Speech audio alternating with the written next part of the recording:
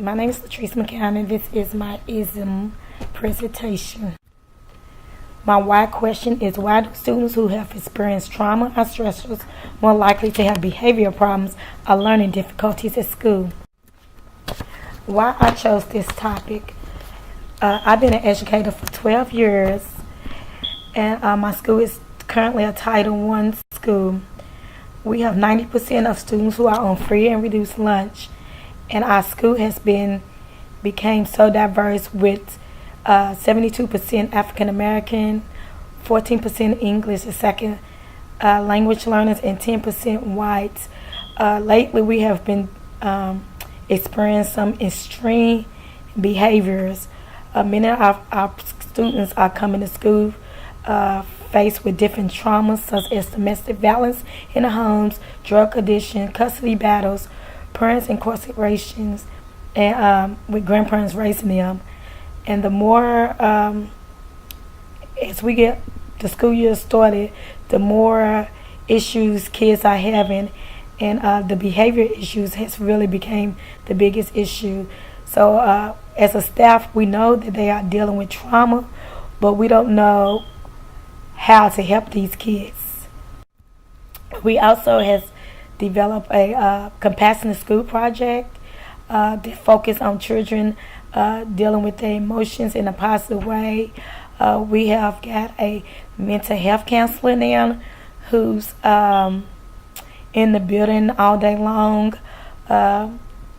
Teachers are getting trained on trauma by a trauma group that the district has appointed us. How does it relate to this course? It relates to the course because this course is a teacher community class. As we learn how to deal with our diverse kids, where basically a lot of we don't have diversity. It's just a lot of African Americans. I kind of feel like that we done got segregated as a school. These kids are bringing in outside traumas from the communities. So as teachers, we have to know how to deal with these traumas. We have to understand the different challenges that our kids are facing in the community as well as in the classroom. So we have to learn how to adapt, learn, and we got to be willing to face these different challenges as they are presented to us by our students. My thesis statement. I feel like the ultimate goal is providing trauma kids with support they need in order to be successful in the classroom and keep them inside the classroom. We are really so quick of putting the classrooms, the kids out of the classroom, but we got to learn how to help them inside the classroom in order for them to be successful. A nice quote that I like: "We may all be different fish, but in this school we swim together." And that's how I feel about my kids. We all may be different in some type of way, but we all work together, students and staff, so that everyone can be successful. Basically, the overall summary of my paper is that, children deals with trauma on a daily basis, and it affect their behaviors and their learning. The certain symptoms that trauma kids faces, like physical, reoccurring complaints, such as repeatedly complaining of stomach ache, headaches, or other sickness. So when kids are facing physical trauma, these are some of the symptoms that they may have. Behavior: they socially isolated, they withdrawn from normal social networks, such as choosing to sit alone, avoid social interaction. Emotionally, they have difficult time expressing their emotionally, and they easily angered. Cognitive: they have the inability to stay focused. So a lot of these kids was fidget around, they would glance around the room, and they won't complete assignments and readings. How does trauma impact students' learning? Trauma affects their attention span. A lot of these kids who deals with trauma don't pay attention to much details in the classroom. Students has fear and anxiety about his or her home safety, which occupies their thoughts. So they think about They fear of what's going on at home or on the outside, so that occupies their mind and they become unfocused. They also have difficulty regulating their emotions. Trauma kids does not have a choice in how they react to people or situations. Feeling of fear, anxiety, helplessness, anger, shame, depression, and guilt are often difficult for children to identify and express verbally. Trauma also affects them academically. Children who has experienced trauma struggles in reading and math. They also struggle in area of language, writing, and memory. You can teach them something, but the next day they won't really remember what they've been taught. It also affects their language and communication skills. What we should do about the issue. Teachers should get the proper training to help trauma kids. I know this is a big thing in our district, in JCPS district, and there's a lot of trainings that's going on to help trauma kids.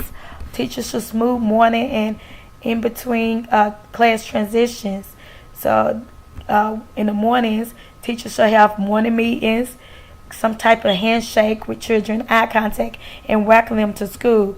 We have to make sure that they feel safe and they feel wanted in school. Support should come from the school. So schools should provide mental health counselors and social workers to help deal with these trauma kids. Schools should also provide a meditation timeout instead of a punishment. When kids demonstrate certain behaviors, instead of punish them, we should pull them to a timeout room so they can meditate and they can talk about what's going on inside their brains. And also a peace corner. I know inside my classroom I have a calm down center, so it's kind of like a peace corner with pillows, bean bags, and other tools students would need to help them calm down. On my wall I got different strategies posted so the kids can look, visually see what they can do to help them calm down. Adults should think before they react to a situation. I always say that every situation doesn't need a reaction. So adults are so quick to react to a situation, and really that's what the kids want. They want you to react. They want a response, if it's positive, negative.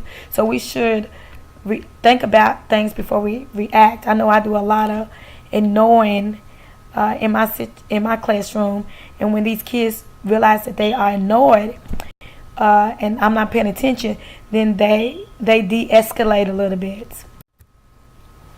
Teachers should provide a safe learning environment. This means that teachers should be consistent and maintain a daily routine and structure as much as possible. Avoid sad talk, whispering or gossiping about the students. It means to another kid or to another teacher, especially out loud where the student can hear you. Understand that the students are bringing their entire lives through the classroom door every day. Some are in active trauma. We got to realize even when kids come inside a classroom, their trauma is already active. That means something has happened at home and they already in that active stage.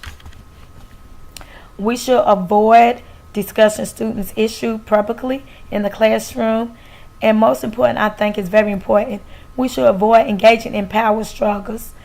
And that means that going back and forth with students with the power struggles. I know teachers are always like, it's my way or no way, but sometimes we have to avoid it and we have to negotiate when it's appropriate. What I learned by doing this research, I learned so much about trauma kids. When I was doing this paper, I was like, oh, that is my kid. That is my kid. So I learned about the different traumas that students faces on a daily basis. Neglect, abuse, or parent with addiction are in prison. I learned about the different type of triggers that causes the trauma to reoccur, such as changes in staff, isolation, loud noises, such as fire drills and sirens, teachers being absent in escalation of another students. I learned about the behavior system of students' trauma, such as many students who has trauma, they demonstrate the needy are clingy. I have experienced a lot of clingy kids. They're afraid to go home at the end of the day. Eloping from the classroom, lack of control and impulsivity. And that's important because a lot of us think it's ADHD. When kids can't control themselves, are they impulsive? But as I learned that it might be a trauma situation that's reoccurring inside the student. Antisocial behaviors, hiding under desks and tables, regressing to baby talk, I babble. When these triggers occur in people, they may fight, flight, or freeze in responses. And I know a lot of kids in our school either fight or flight when they're going through this. And it escalates to a level that is very difficult to deal with. During the school day, students may experience triggers that cause them to respond in a negative way. I also learned that 1 in 4 U.S. students will witness or experience a traumatic event before the age of 4, and more than 2/3 by the age of 16. Strategies that we can use to help with these students is build relationships with students, learn about the different cultures in your classroom, and make your classroom culture relevant. Make the students feel comfortable in the classroom. Allow the students to talk, discuss events outside of school. Always have a listening ear. Teachers need to sometimes talk less and listen more. Avoid engaging in power struggles. And teachers can get involved in the community outside of school to help these students. Now we know the science of why. And my question is, what can we do to help these trauma kids be successful inside the classroom?